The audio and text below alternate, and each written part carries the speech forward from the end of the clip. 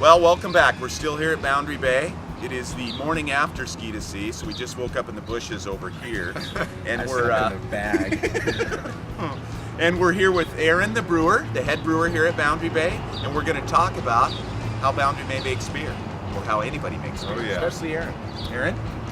Well, welcome to Boundary Bay, and we're going to follow the procession of what makes the beer. This is our silo. It holds 48,000 pounds of two-row malted barley. And when we want to brew a batch of beer, we take the grain from here and we run it into the mill room and through the mill. Let us go to the mill room. Alrighty. How much did you say that holds, Aaron? 1 million beers. Yes! Yes! I've always wanted to be near a million beers. You know what, If you want to eat a million of something, you have to eat rice. But we have 1 million beers.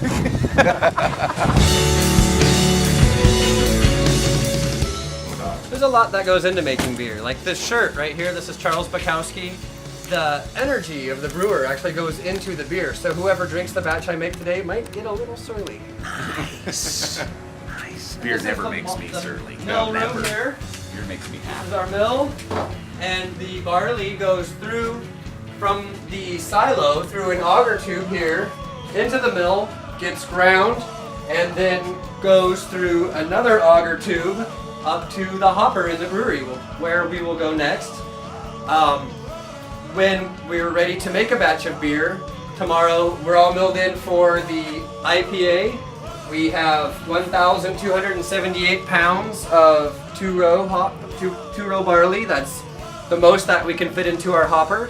So when we brew the IPA tomorrow, we will start to mash in the brew house, and then we will add bags of malt that are called adjuncts that will make the style of beer that we want. Being IPA, we will add a little bit of light crystal, some Munich, and some Vienna. Let us go to the brew house.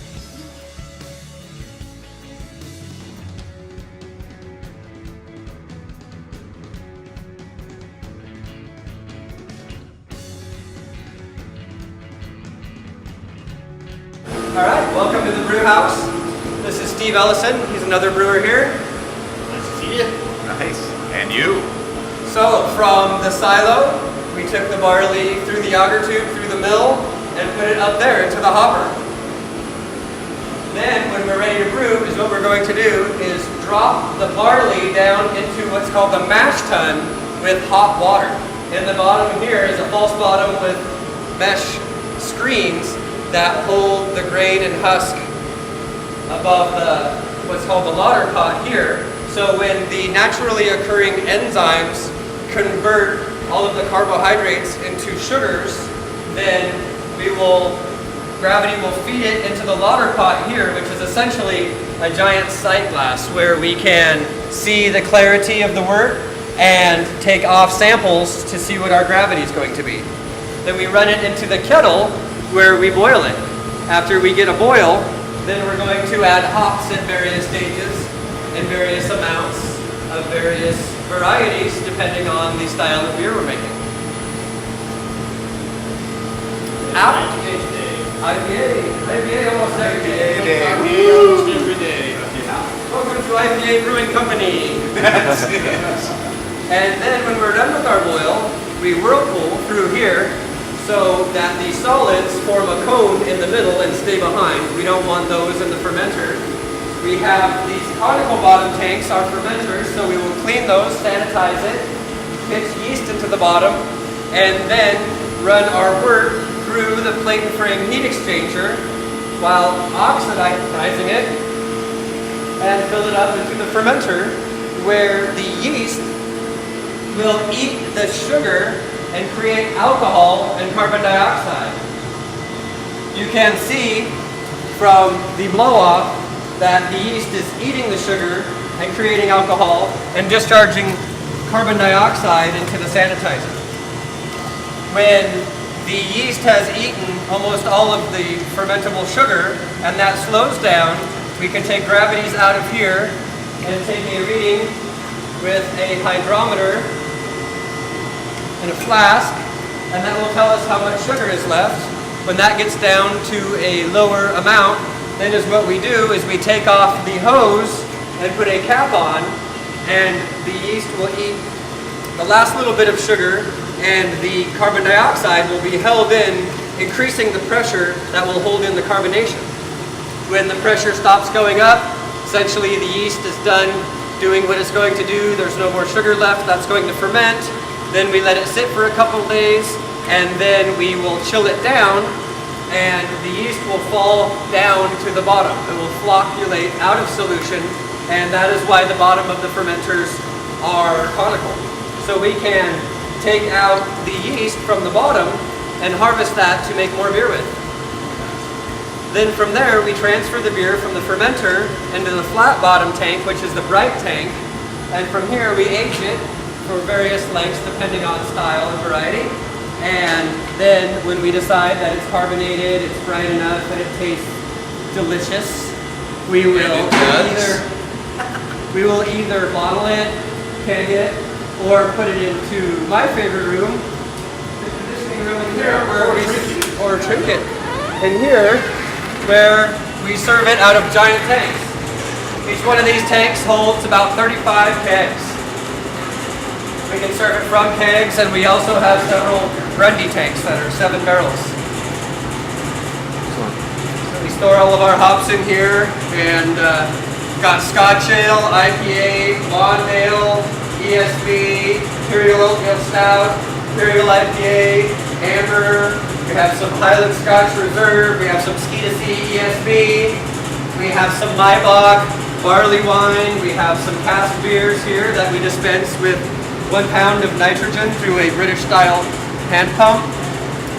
So these are direct to tap. Yep, Right go here. straight through the wall to the tap. Nice. Nice. Let's get some glasses. Right.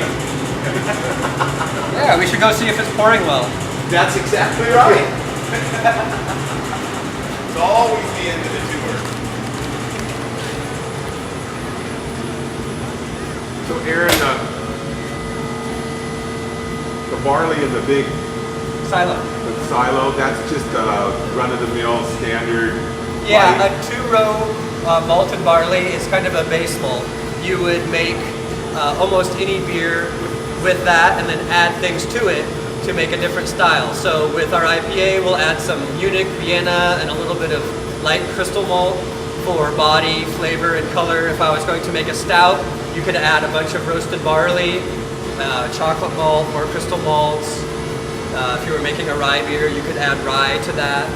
And that's all the bag barley you got down in the Yeah, upper the room. adjuncts are Yeah. all the specialty malts that are in the bags that we add in various proportions, depending on the style. They all come ready to go, right? All roasted if it's a dark Yep. roast, okay? Yeah, we don't Kinda do like any coffee. malting or roasting here on premises. All right. Are you guys ever going to do that? No. Or is that just makes it too hard? There's specialty manufacturers who do a really good job. Yeah, tons of variety available already, right? Yeah.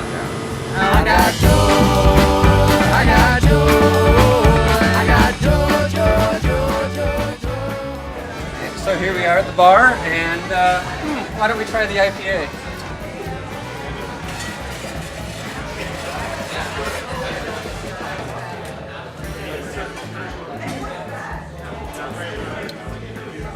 All right.